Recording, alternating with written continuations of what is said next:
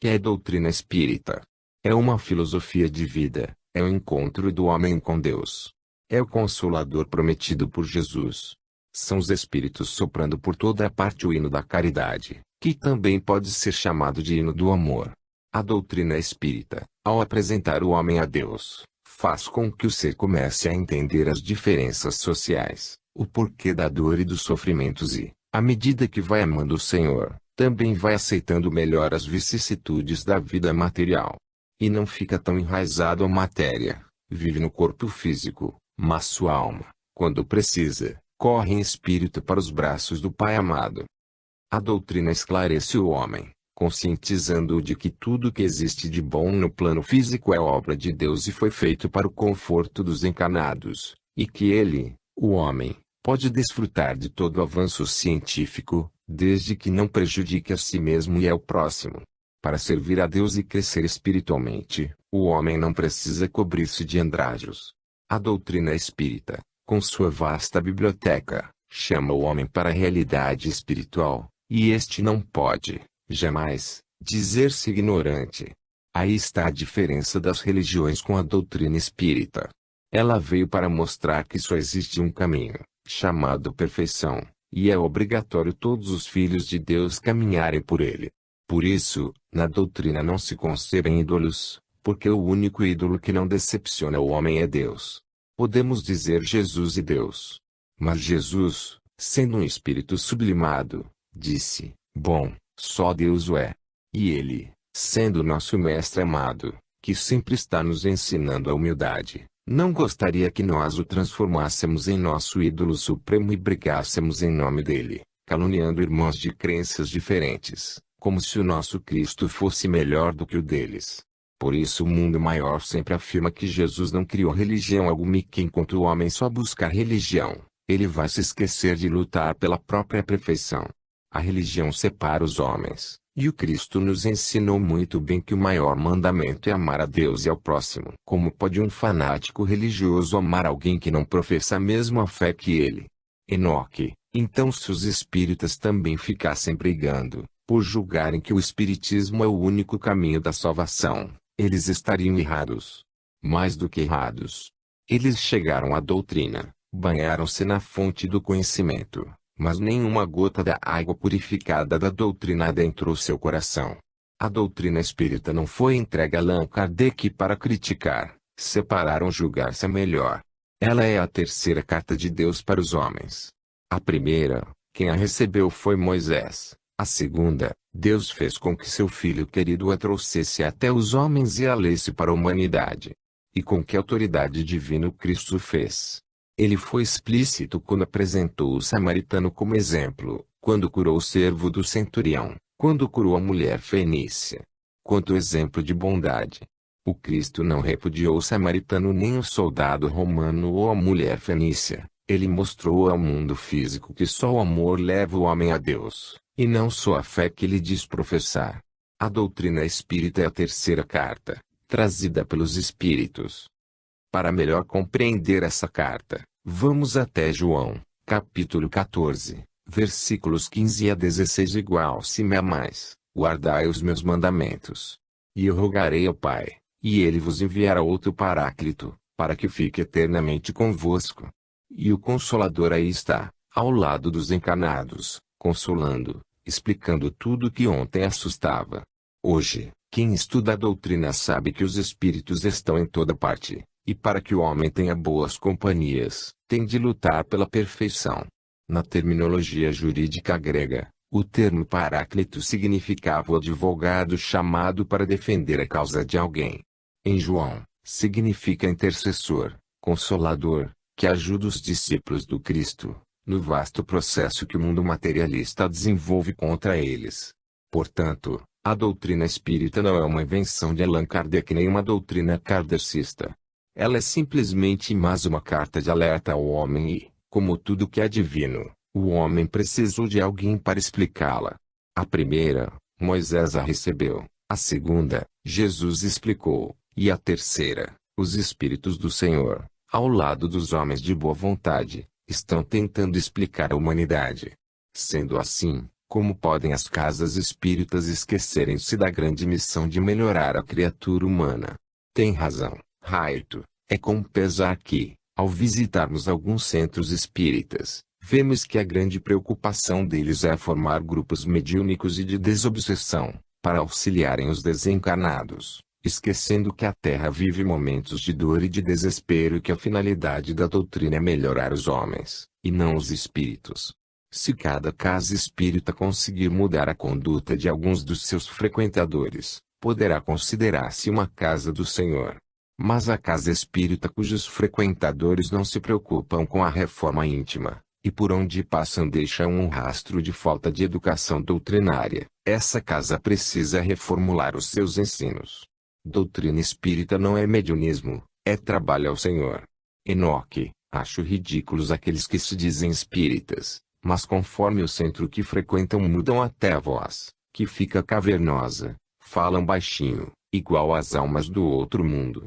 Raito riu gostosamente e prosseguiu: a espiritualidade preocupa-se, e muito, com as casas que pregam o medo, assustando os frequentadores com a lei de ação e reação, com os umbrais, com os espíritos menores, enfim, que transformam suas casas em hospícios, onde os frequentadores morrem de medo dos espíritos, o que deveria ser o contrário. O encarnado, na doutrina, deve aprender a respeitar os desencarnados, porque sabe que, amanhã, também será um deles. Deve, sim, ajudá-los com o trabalho de caridade, com amor, lutando sempre pela própria melhoria. Essa é a finalidade de uma casa espírita verdadeira, que todos se conscientizem de transformá-la em uma casa do Senhor. Perdoe-me, Enoque, mas isso vai demorar a acontecer. Tenho conhecido centros espíritas bons, mas basta alguns de seus médiuns apresentar um livro psicografado por espíritos conhecidos na doutrina para o centro editá-lo, sem uma análise séria, apenas visando o lucro das vendas. Luiz Sérgio, quantos médiuns já psicografaram Emmanuel, André Luiz, Bezerra e muitos desses livros se perderam no esquecimento. Já a obra de André Luiz, escrita pelo Chico, aí está, é uma joia do espiritismo. O Emmanuel é um baluarte da doutrina espírita, um dos mais inteligentes espíritos mensageiros do Cristo. É isso, Raito, o que me preocupa. Porque o centro espírita, que deve ter um mentor que zela pela disciplina da casa, aceita tais fatos, colocando a público livros ditos escritos por espíritos conhecidos na doutrina, sem critério. O erro não é só dos médiuns, mas das casas espíritas, onde esses médiuns trabalham, porque se o médium deseja colocar as suas psicografias nas mãos dos leitores, elas precisam ser analisadas por pessoas estudiosas da casa espírita. Outro fato que precisa de orientação dos responsáveis é referente às preces longas e cansativas e também quanto aos seus oradores. No Antigo Testamento encontramos, no Eclesiástico, capítulo 32, versículo 6, não desperdices palavras, onde não há quem dê ouvidos a elas, e não queiras elevar-te fora de tempo na tua sabedoria. Vaidade, sempre a vaidade. Luiz, o bom orador é aquele que fala com o coração. Está se tornando comum os oradores espíritas imitarem os grandes tribunos, sempre contando uma história por eles narradas. Outras vezes, chegam ao cúmulo de decorar as palavras já gravadas em fitas e, com a maior disfarçatez, passá-las como sendo ideias dele, o orador.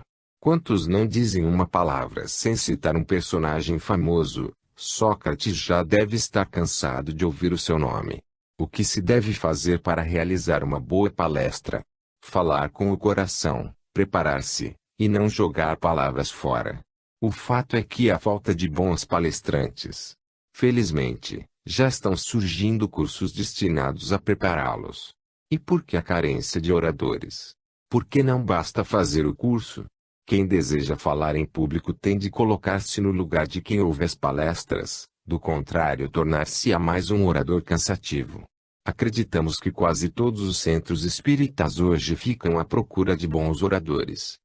Desculpe-me, Raito, mas existem também muitos espíritas que não têm desconfiômetro, sobem a tribuna e só falam abobrinhas, são verdadeiros soníferos.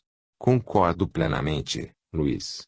Aquele que se propõe a falar em nome da doutrina espírita tem de se preparar. Falar em público exige técnica, não basta somente boa vontade. Um mau palestrante expulsa da casa espírita quem vem pela primeira vez. Raito, todas as casas espíritas devem primar pelo estudo, ninguém deve adentrá-la pelo telhado ou pela janela, para que não ocorra que a doutrina caia nas mãos de criaturas sem nenhum conhecimento, com ideias próprias, distantes da pureza doutrinária. Infelizmente, essas criaturas existem e orientam outras nas casas espíritas, quando a finalidade da doutrina é tornar humildes as criaturas.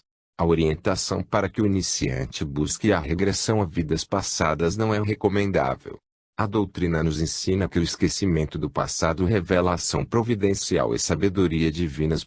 Deus é sábio e bem conhece as suas criaturas.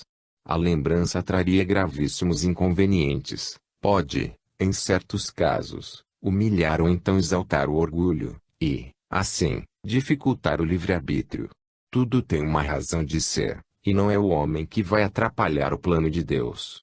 A doutrina entrega a chave da porta do conhecimento, porém, de posse dela, o homem não deve ultrapassar a linha do bom senso, porque doutrina espírita é responsabilidade e amor. E nem todos estão aptos a conhecer o que Deus tão bem guarda em segredo. Raito, o que está faltando aos espíritas é humildade. E espírita sem humildade é como um rio sem água. Tem razão. Não se concebe aquele que se diz espírita coberto de orgulho e vaidade, porque a ele foi concedida a chave do conhecimento dos dois planos, físico e espiritual, e o Cristo recomendou, ai daquele que brincar com o Espírito Santo, esse não será perdoado. Quem conversa com os desencarnados precisa ter uma postura digna e verdadeira, onde a vaidade e o orgulho não cheguem perto. Raito, noto, nas obras básicas, a ausência dos nomes dos médiuns que auxiliaram na sua feitura. Não seria bom se isso voltasse a acontecer? Allan Kardec, grande espírita, o bom senso encarnado, deixou de citá-los, nem por isso a obra se perdeu, ao contrário. Ninguém sequer pergunta quais foram os médiuns da codificação. E sabemos que isso ocorreu a pedido dos próprios médiuns, porque os seus nomes valor algum acrescentariam à obra dos espíritos. Citar os nomes dos médiuns geraria, somente, uma satisfação do amor próprio de cada um, pela qual os médiuns verdadeiramente sérios não se interessam.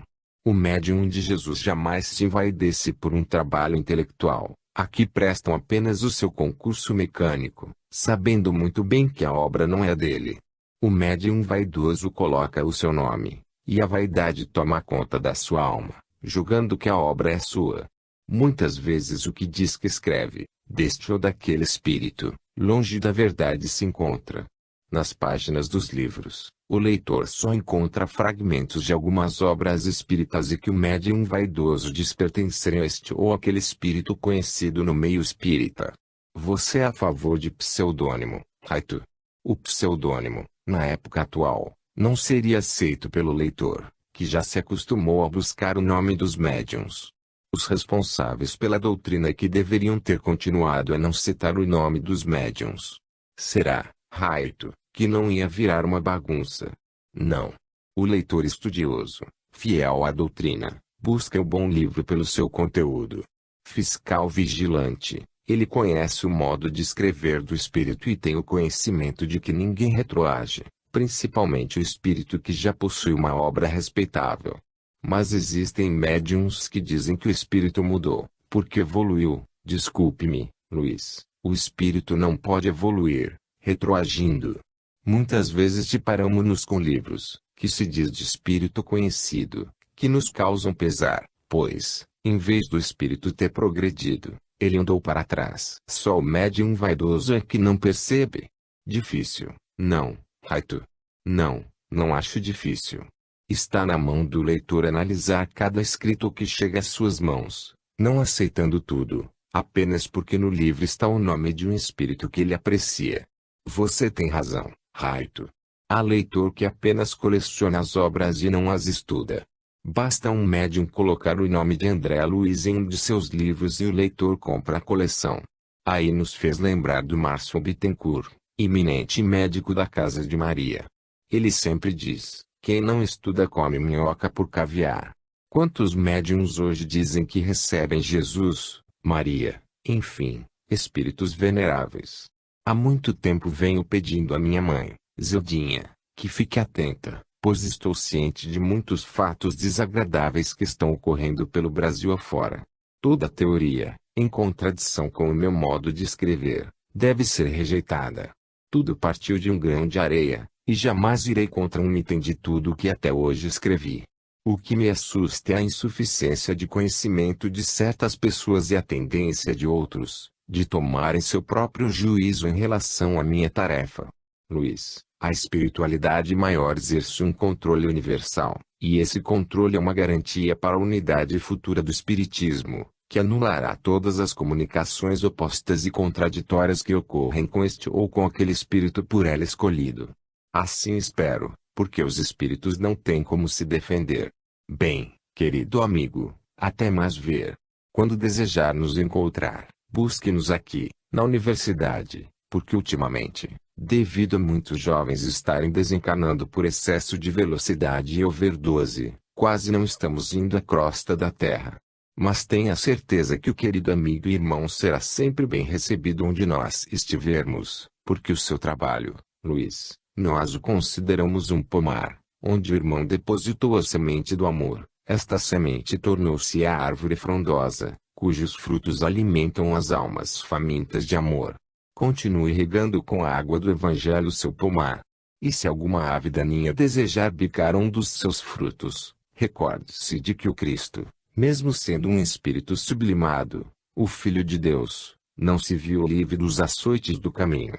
Espere, que o nosso Pai Todo-Poderoso, que faz cair a chuva sobre os justos e os injustos, estará sempre ao lado do filho que se empenha em cumprir, com lealdade, a tarefa de velar pelos seus irmãos sofredores.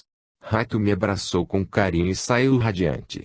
Ele é o jovem mensageiro de Jesus, que tanto tem ajudado minhas tarefas. Dali, fui andando, ou melhor, correndo, abraçando cada árvore e gritando: obrigado, meu Deus, por tanto amor. Parece que as árvores irmãs me compreenderam, porque muitas delas me cobriram o corpo de flores. Capítulo 22. A oportunidade do aprendizado. Caminhando pelo mundo espiritual, cheguei a uma cascata. Entrei em suas águas cristalinas e fiquei meditando, pedindo a Deus pela humanidade, principalmente pelos espíritas, que cada um se conscientize do seu trabalho e lute para bem servir ao Cristo. A água nos acariciava o corpo e nela mergulhei como se fosse o poço de Siloé. Queria esquecer algumas coisas e colocar na consciência o Cristo querido, nosso amigo e mestre. Enquanto me mantinha mergulhado na água, senti-me muito feliz por Deus ter me criado, pois bem sei que Ele é nosso Pai amado. Quando voltei à realidade, deparei-me com Marie, que sorria. O que aconteceu com você, Luiz Sérgio? Buscou as águas para espantar o calor. Saí ligeiro da água, envergonhado, dizendo: o calor não, mas ao adentrar nesta água desejei livrar-me de certos fatos tristes que estão acontecendo. Com seu sorriso lindo, ela começou a cantar a música de Rosália, para a magnetização das águas.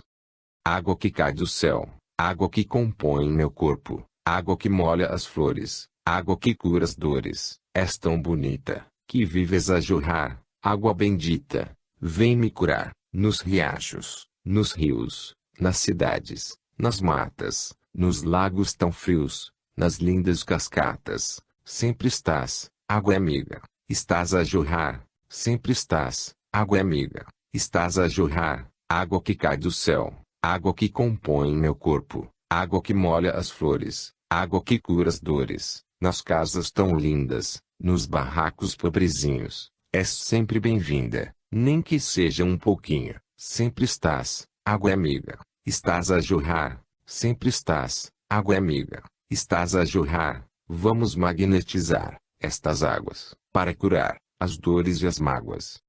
Luiz Sérgio, ficamos contentes em reencontrá-lo mais alegre. Notamos que ultimamente o irmão anda tão compenetrado. Não é bem assim, Marie, é que não posso brincar quando estou fazendo um trabalho sério. Quando passei para o papel o estudo que fiz sobre o Sermão da Montanha, Muitos estranharam o nosso modo de escrever. Mas como poderíamos brincar diante de algo tão sublime, o Sermão do Monte? Ele é para o homem o segundo chamado de Deus, é o Cristo explicando, como mestre que é, palavra por palavra, as leis de Deus. Sabemos disso, Luiz, e nesses dias de convívio que tivemos, pudemos perceber o quanto você se esforça para não deixar passar em vão as oportunidades de aprender. Marie, poucos espíritos recém-desencarnados tiveram a oportunidade que me foi concedida. E graças à ajuda de minha família carnal, dos amigos, dos leitores, estou lutando para bem cumprir com a minha tarefa. Às vezes, fico apreensivo, pois não gostaria que alguém usasse o meu nome para desvirtuar a simplicidade de um trabalho, que está sendo feito com base doutrinária, pois desde que o iniciei, tudo fiz para passar para o papel a verdade, porque só ela pode ajudar o crescimento moral do nosso próximo. Luiz, está na hora de buscarmos o auditório, onde será realizada uma palestra que muito nos interessa aí. Como sua instrutora, fazemos questão que o irmão a escute e sempre aguarde na memória. Enlacei o seu ombro amigo, antes, fitei os seus olhos com carinho, enquanto os meus estavam marejados de lágrimas. Ela também se emocionou, mas logo se arrefez. Menino, estaremos sempre orando pela sua obra e pedindo a Deus que o trabalho possa ajudar a muitos. Passamos por um caminho que eu desconhecia, na linda Universidade Maria de Nazaré. Seu corredor refletia uma luz, cujos reflexos ampliavam, dando às paredes tonalidades diferentes. O teto nos chamava a atenção, pois me pareceu que víamos nuvens, e o azul era tão belo que pensei, deve ser a cor do paraíso. A tudo ia observando, até chegarmos ao auditório. Desde o primeiro livro, sempre procurei descrevermos a beleza do mundo espiritual e fico intrigado, porque alguns espíritas julgam que os centros espíritas têm de ser sujos e mal conservados, enquanto no mundo espiritual as colônias redentoras são belas e floridas.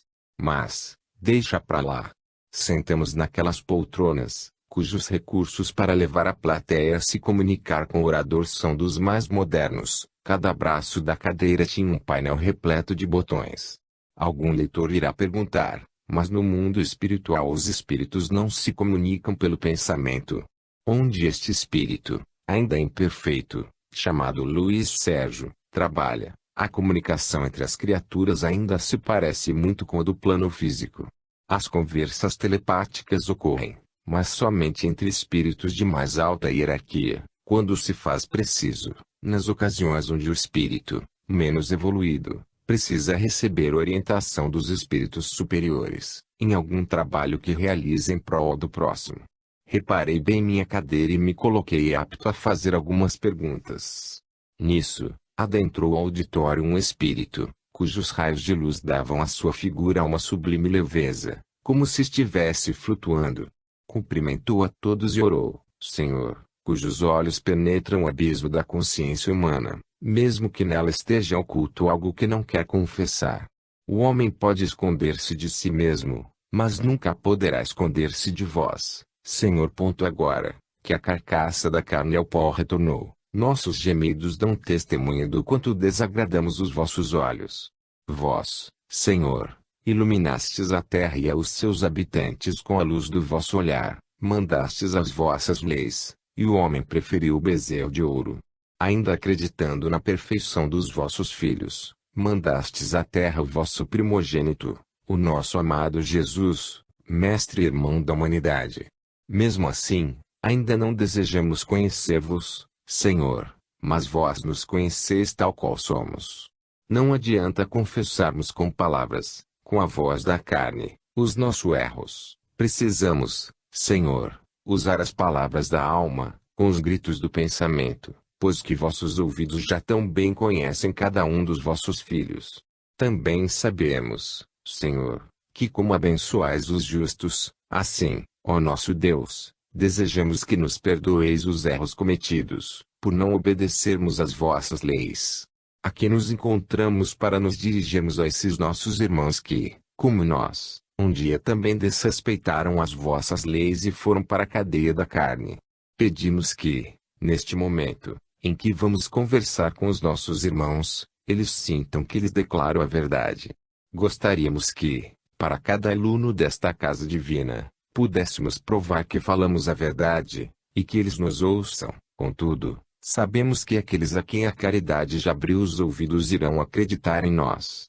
Mas ainda, Senhor, pedimos-vos misericórdia para todos os que foram chamados de espíritos maus, que ainda desconhecem o único caminho que nos conduz a vós, a caridade. Alguns, que aqui se encontram, nos conhecem, outros não, ou, então, simplesmente ouviram falar de nós ou a nosso respeito alguma coisa, mas os seus ouvidos não nos auscultaram o coração, onde somos o que somos no nosso interior, para onde não podem lançar olhar, o ouvido ou o espírito.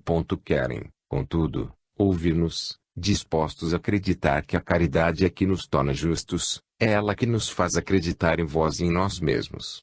O espírito que não busca a caridade está sujeito à morte, pois peregrina no mundo, sempre em busca das coisas temporais, esquecendo que tudo o que há no plano físico a vós pertence.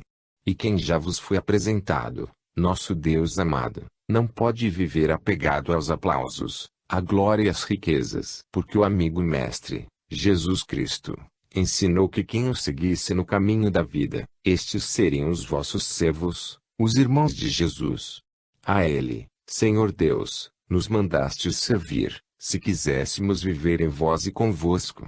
E Jesus, o vosso Verbo, foi à frente com obras, atapetando o chão, antes repleto de espinhos, com as rosas da vossa bondade. Deus amado, que estás em nós, ainda que não estejamos convosco, prometemos revelar a vossa bondade àqueles a quem nos mandais servir, mesmo que não nos acreditem, como irmãos que somos. Eles podem até nos atirar pedras, caluniar-nos, mas somente vós, Senhor, podeis julgar, porque ninguém conhece o que se passa no íntimo de cada um, a não ser o Espírito que nele reside. Vós, Deus amado, e homem que somos, ainda não libertos das tentações, imploramo-vos que nos ajudeis a curar-nos da imperfeição. Para isso, oferecemos-vos o que temos de melhor, ir até os confins do planeta para levar a vós a mensagem de amor. Queremos ultrapassar a força que nos prende ao corpo perispiritual e encher os nossos espíritos de amor. Queremos, Senhor, transportar esta força do amor, subindo degrau por degraus até vós, Deus, que nos criastes, e esquecer o dia em que nos distanciamos de vós, procurando novamente ouvir a vossa voz. Sabemos, Senhor, que não esquecemos as dores passadas no corpo, não é de admirar, porque fomos durante muito tempo apegados a ele. Hoje, queremos que o nosso espírito esqueça as tristezas passadas e busque na memória a alegria nela contida, de modo que os nossos espíritos se regozijem com a oportunidade que ainda nos ofereceis, através do trabalho de levar até os encarnados os nossos conhecimentos. Permiti, Senhor, que levemos mais além as nossas investigações, e que essas tarefas jamais sejam perturbadas, que todos nós, aqui presentes, não venhamos a ser transformados em adivinhos ou feiticeiros. Ainda que narremos os acontecimentos verídicos do passado, lembremos que vamos, até o plano físico, ensinar ao encarnado a respeitar a vida e a não temer a morte do corpo material, que nos foi confiada a tarefa de levar até os homens encarnados o remédio para torná-los melhores, não para envaidecê-los. Não é nossa tarefa predizer o futuro, que equivale ao fenômeno de se apresentar ao espírito as imagens das coisas que ainda não existem. De qualquer modo, que saibamos evitar que esses fatos tenham lugar em nossos trabalhos. Ora, o que já existe não é futuro, mas presente, e o presente, triste ou violento, é o presente, e não é a finalidade das tarefas espíritas prever o futuro. Os antigos profetas prediziam os acontecimentos, mas, aos espíritas, foi feito o chamado, e cada um tem de tornar-se digno desse chamado, não deixando para trás o momento sublime de suas vidas, o de servir. Recordemo-nos de Mateus, que contava as suas moedas, quando Cristo chamou. Assim somos nós, o Cristo nos chamou e vós, Senhor Deus, nos esperais. O orador fez breve pausa, para logo retornar. Senhor, aqui se encontram todos os espíritos a quem foi dada uma tarefa na doutrina espírita. E estamos, em vosso nome, procurando transmitir a todos, o que vós esperais das vossas criaturas, de que modo ensinar as almas a enfrentar os acontecimentos futuros, pois não podemos duvidar de que, um dia, também, Senhor, vós os revelastes aos vossos profetas. Se alguns fracassaram, não cabe a nós julgá-los.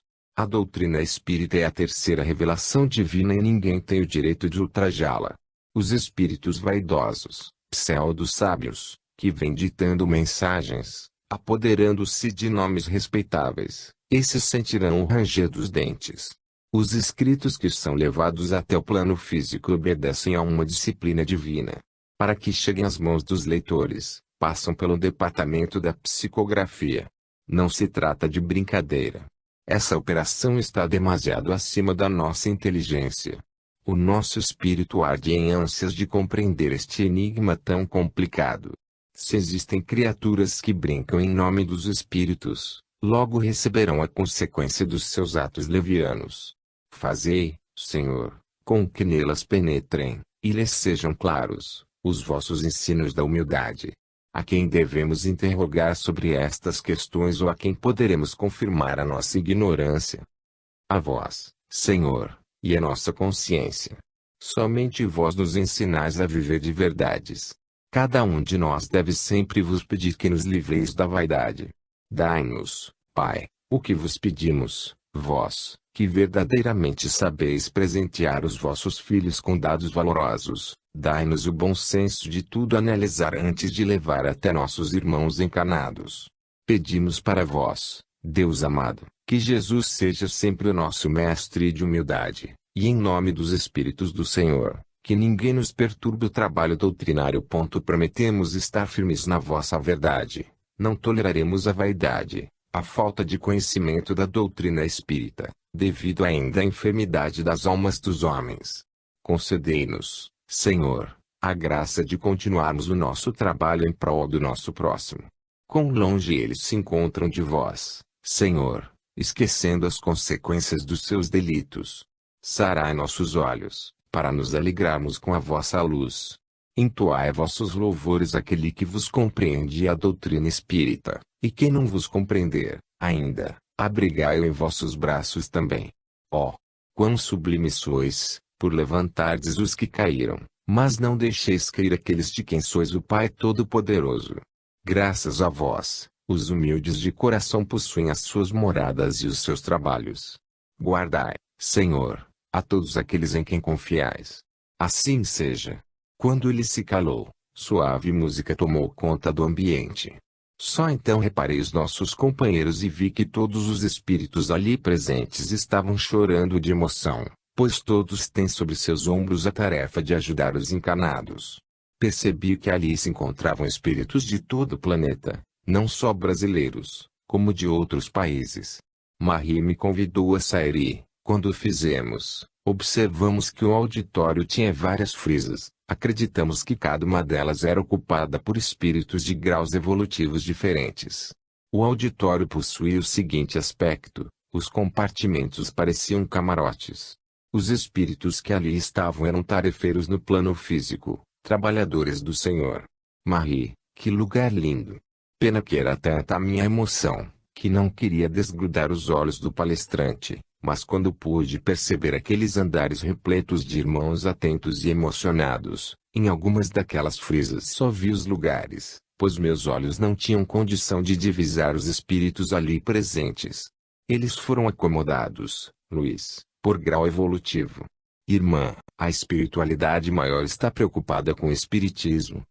Sim, Luiz, pela falta de estudo nas casas espíritas e pela paranoia que toma conta de algumas pessoas, que se dizem médiuns missionários, enquanto bem sabemos que o verdadeiro trabalhador espírita é aquele que apenas serve em silêncio. A espiritualidade maior está criando grupos compostos de espíritos com imenso conhecimento doutrinário, para atuar em muitas casas, para que elas se conscientizem de que o homem, quando as busca, é para aprender o que ontem era mistério. Marie, vou escrever um livro com o título, Os Embustes na Doutrina. É tão fácil reconhecer um médium sério, Luiz. Marie, pode definir os atributos de um médium com Jesus. Luiz, não devemos procurá-lo entre os grandes, mas muito longe, isto é, no nada. Ele está o mais distante possível de tudo que brilha, anda a pequenez, é pobre de espírito. Bem escondido por detrás dos seus trabalhos de caridade, está trancafiado, em chaves de amor, o seu dom mediúnico, esperando pelo dia em que, humildemente, apresentará a Jesus o seu cajado, que durante a sua vida mediúnica não é florido, ao contrário, é pesado pelas ingratidões. Na hora em que ele apresentá-lo ao Cristo, verá que o cajado, pesado e espinhoso de ontem, estará leve, florido e perfumado, pois ele não desvirtuou sua tarefa mediúnica. Através do estudo sistematizado da doutrina espírita, aprendeu a ser um pobre grão de areia e não se importou em ser desprezado, pois, estudando, ele aprendeu que as montanhas são compostas de muitos grãozinhos de areia. O médium com Jesus procura não sobressair aos olhos dos encarnados, mas luta para tornar-se grande diante da espiritualidade. Marie, mediunidade é um sacerdócio, não é mesmo? E muito mais. É lutar para ser esquecido, não somente das criaturas que, às vezes, desejam glorificar sua mediunidade. É entregar a sua vida nos braços de Jesus, sem volver a cabeça, unir-se a ele e o resto lhe será dado por acréscimo, como narra Mateus, capítulo 6, versículo 33. Irmã Marie, por isso existem tão poucos médiuns de verdade. Ela sorriu. Mas foi o nosso mestre quem a advertiu, aí daquele que brincar com o Espírito Santo. E como tem naguinho aí pendurando melancia, abóbora, jaca etc. no pescoço. Estes não estão brincando com o Espírito Santo, estão armando um circo e tentando desmoralizar a doutrina espírita. Mas nós sabemos que a doutrina é inatingível, passam os homens e ela permanece cada vez mais brilhante. Marie, gostaria que a irmã dissesse mais alguma coisa para conhecermos um bom médium. Luiz, é tão fácil reconhecer um bom médium. Ele não vive falando de espíritos em qualquer lugar. Está bem, Marie, isso já sei. Agora, por favor, algumas coisas mais para os médiums. Marie sorriu e me alisou a face. Luiz Sérgio, a orientação de Francisca Teresa é a seguinte: como há diferença muito maior entre as almas do que entre as fisionomias, é impossível agir com todos da mesma maneira. Com certas criaturas, percebo que tenho de diminuir, de não recear humilhar-me, revelando meus combates, minhas derrotas.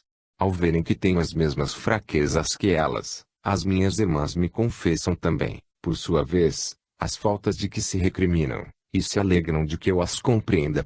Com outras, percebi que, para lhes fazer algum bem, preciso, ao contrário, usar de minha firmeza, abaixar-me. Nestes casos, não seria humildade, mas fraqueza. Sendo assim, Luiz, um bom médium é aquele que se julga igual aos outros, possuidor de qualidades e de imperfeições, jamais se julga superior a ninguém ou pensa ser um missionário. Quem não tem esse proceder jamais poderá dizer-se um trabalhador do Cristo. Obrigado, Marie, nós amamos você. Obrigada, Luiz, você é um grande amigo. Mas agora, vamos ganhar estrada. Oba, adoro viajar. Até pareço alguém que conheço, adora uma estrada. Para onde vamos, Júpiter ou Vênus? Dizem que as mulheres venusianas são lindas. Não, Luiz, não vamos a Vênus. Estamos contentes com este céu que vemos e com esta terra, que é o nosso planeta amado, donde tirei os elementos que compõem meu perispírito. Recitemos o Salmo CXV, 16. O mais alto dos céus é para o Senhor, mas a terra deu aos filhos do homem. Apesar de não irmos a Vênus, devemos agradecer a colônia que nos abriga, os nossos amigos protetores, a nossa universidade. Às vezes questionamos, achando absurdo que cada um desses dois mundos, o espiritual e o físico, compõem a Terra. Devemos dizer aos que estão presos na cadeia da carne que a Terra é um presente de Deus, e foi confiada a Jesus para a evolução dos seus irmãos imperfeitos. Às vezes, Marie, julgo que onde estou trabalhando seja o céu, de tanto gostar do que hoje faço. Quantos no mundo físico julgam que existe um ser misterioso, que pertence a Deus e a todos os bonzinhos? Pobres coitados. Um dia, terão consciência da verdade e, aí, sentirão o ranger dos dentes. Naquele instante, recordei Jesus Cristo criando a terra, formando e diferenciando sua matéria informe. Antes, não existia cor, figura ou corpo, somente os espíritos sublimados, auxiliares de Jesus. Porém, não era nada abstrato, era, antes, uma massa informe, quando ele, o nosso mestre amado, iniciou seu belo trabalho. Procuremos, Luiz, elevar os nossos sentimentos para atingir a grandeza do trabalho de Jesus, quando preparava o nosso planeta. Quão grande é o nosso amor pelo nosso governador! Nossa inteligência cessa de interrogar a imaginação e nosso coração canta hosanas ao Senhor, agradecendo por tudo, por este belo planeta que caminha para a maturidade. Luiz Sérgio, em Isaías, capítulo 6, v. 2 a 4, encontramos, os serafins estavam sobre ele, 6 asas tinha um, e 6 asas tinha outro, com 2 cobriam a sua face, e com 2 cobriam os seus pés, e com 2 voavam e clamavam um para o outro, e diziam, Santo, Santo, Santo, Senhor Deus dos exércitos, cheia está toda a terra da sua glória. E estremeceram os umbrais com as colcheiras à voz do seu clamor, e a casa se encheu de fumaça. Esta passagem é a única em que os serafins são mencionados nas Escrituras. A humildade deles manifesta a grandeza divina, por isso, cobrem o rosto, porque sentem-se indignos de fixarem olhar em Deus. Nesta passagem, sentimos quão sublime é a missão dos espíritos chamados para trabalhar com Jesus. A fé é a conquista do espírito, principalmente a fé raciocinada, como ensina o Espiritismo. Bem, querido amigo, agora vamos retornar às nossas colônias. Gostamos muito de ter trabalhado ao seu lado. Mas já, Marie, antes de terminar esse estudo, queremos dizer que foram dias muito proveitosos. Esperamos reencontrá-lo muitas vezes mais. A querida irmã sabe que não gosto de despedidas. Elas deixam as marcas da saudade em meu espírito. Mas não será uma despedida e, sim, um até logo. Marie, com você aprendi que a alegria não se encontra nos objetos que nos cercam nem nos lugares onde estamos. Alegria é muito mais do que muitos imaginam. Ela sorriu e fomos caminhando pelas alamedas da Universidade Maria de Nazaré. Meus olhos, marejados de lágrimas, contemplavam toda a natureza e, em louvor a Deus, fiz uma oração. Logo estávamos na magnetosfera, zona em torno do planeta, controlada pelo campo magnético da Terra. Observei que era uma espécie de escudo, protegendo a superfície terrestre. Estava boquiaberto, pois percebi que as vibrações pesadas dos homens ali chegavam como explosões solares. Bem à nossa frente, notei o impacto das tempestades magnéticas nas comunicações. Presenciávamos a interação do vento solar com a magnetosfera e como este reage às tempestades magnéticas, pois as partículas carregadas podem danificar os satélites e afetar usinas de energia elétrica, no solo. E a espécie de escudo protetor da Terra era constituída não somente da magnetosfera, como também do vento solar. Marie, como é grande a bondade e o poder de Deus! Neste momento, como gostaria de gritar o quanto o amo! E os encarnados ainda julgam que o planeta está na pior.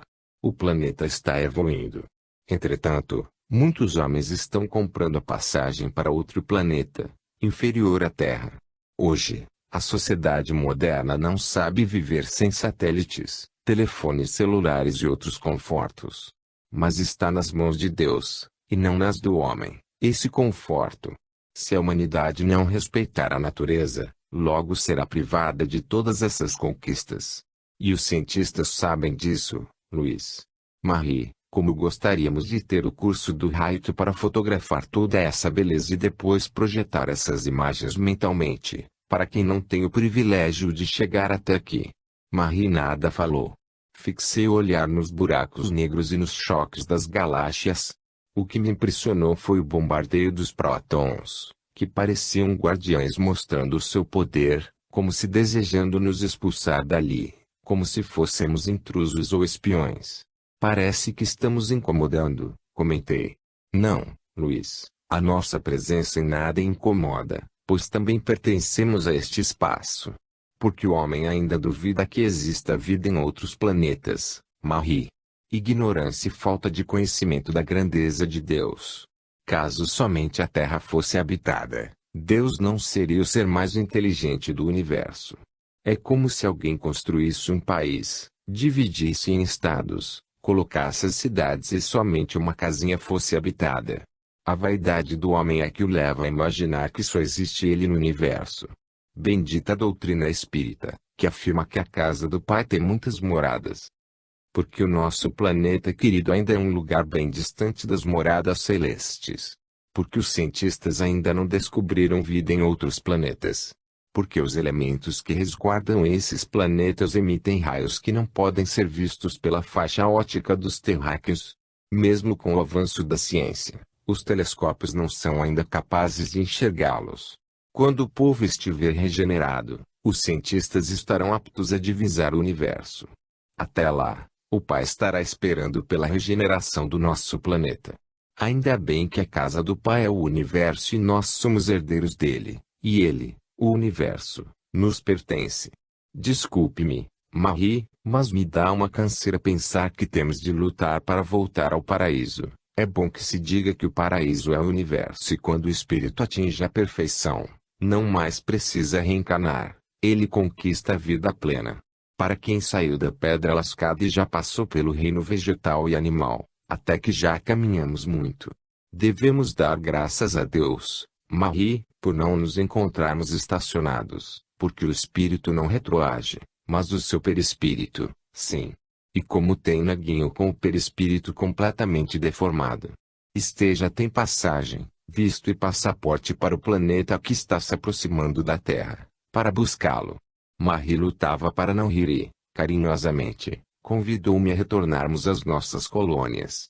De braços abertos, buscamos os braços abertos de Jesus Cristo, o governador do nosso planeta, e me imaginei bem perto dele, colocando meu coração junto, bem junto ao seu e, com muita humildade, apenas sussurrei o seu nome, amigo e mestre, tenha piedade de nós, pois às vezes nos sentimos um grão de areia sem valor algum. Mas quando buscamos, sentimos-nos um próton, e cheios de esperança colocamos os nossos pés nas suas pegadas e continuamos caminhando. Bom Jesus, amigo querido, guarde-nos no seu manto de luz, que é o céu estrelado, e quando o buraco negro da vaidade humana desejar nos sugar, projeta-nos, Senhor, hoje e sempre. Quando terminei a prece, já estávamos no jardim do departamento do trabalho, onde me separaria de Marie. Notei sua emoção. E eu senti uma paz imensa, como se o Cristo estivesse me abraçando bem forte. Sorri de felicidade, pelo mundo que um dia encontrei. Luiz, quando desejar nos encontrar, procure-nos, porque aprendemos a lhe querer muito. Marie, muitos encarnados julgam que os espíritos não têm o que fazer. Enquanto estamos estudando e trabalhando no mundo espiritual, criaturas sem conhecimento doutrinário brincam com o nosso nome. Irmão, esqueça isso, nada melhor do que as nossas obras, elas são a nossa carteira de identidade. Gostei dessa comparação. Luiz, mas como o espírito é uma individualidade, ele é eterno, e as suas características ninguém consegue imitar. Isso mesmo, Marie. Não é o nome de um espírito que valoriza ou prova uma mensagem e sim o seu conteúdo. O espírito, quando escolhido para uma tarefa no mundo físico, é preparado junto àquele com quem exercerá uma missão. E, muitas vezes, esses espíritos incomodam as legiões trevosas, e a tarefa por ele efetuada, se está sendo útil ao progresso dos encarnados, sofre o assédio dessas entidades. Irmã, mas estamos em pleno ano de 1998, e alguns médiuns ainda se deixam enganar? Quando o pomar está repleto de frutos é que é cobiçado. Não importa se estamos quase chegando ao ano 2000 e se os espíritas deveriam ter mais conhecimento, o que importa, Luiz, é que realizemos o nosso trabalho e peçamos a Deus ajuda para não interromper a nossa tarefa. E a sua é levar a doutrina àqueles que não são espíritas. Marie, Obrigado. Muito obrigado. Foi gratificante ter trabalhado com você. Agora vamos adentrar este departamento para prestarmos contas do trabalho realizado. E assim fizemos, o que foi bem rápido. Despedi-me de Marie, com os olhos rasos de lágrimas. Apertei bem forte aquela querida irmã em meus braços, recordando da minha Zeldinha. Era como se, com aquele gesto, pedisse proteção à minha mãe amada. Marie alisou meus cabelos e com seu belo porte foi caminhando, devagar. Fitei até sumir. Aí, olhando tudo que nos rodeava, aproximou-se de mim um cachorro, saltitante, e parou à minha frente. Sorri, pois ali estava mais um amigo que viera me cumprimentar. Acariciei-o, como já narrei, logo ele estará dando grande salto em direção a Deus, quando, obedecendo às leis da natureza, chegar à condição de homem. Chamei-o de Thor. Ele desapareceu, depois de me saudar, e continuei a minha caminhada. Recordei a questão 591 de O Livro dos Espíritos, 591. Nos mundos superiores, as plantas são de natureza mais perfeita, como os outros seres. Tudo é mais perfeito. As plantas, porém, são sempre plantas, como os animais, sempre animais, e os homens, sempre homens. Como Deus é perfeito, Ele espera, como bom Pai, que todos nós venhamos a nos tornar perfeitos. Recitei o Salmo 28, versículo 7. O Senhor é a minha força e o meu escudo. Nele confia meu coração, e exulto, pelo que meu coração salta de prazer, e com o meu canto louvarei. Sim, meu Deus, agradeço-vos por ter me ensinado a falar de amor, o único hino que devo cantar, agradecido. Obrigado, Deus amado, pelo mestre amigo que tantos ensinamentos tem dado à humanidade. Obrigado, Senhor, por tudo que tenho recebido, principalmente as lições preciosas da doutrina espírita, que me colocam junto a cada leitor, para também transmitir-lhe o que aprendo, falar de amor. Luiz Sérgio. Fim.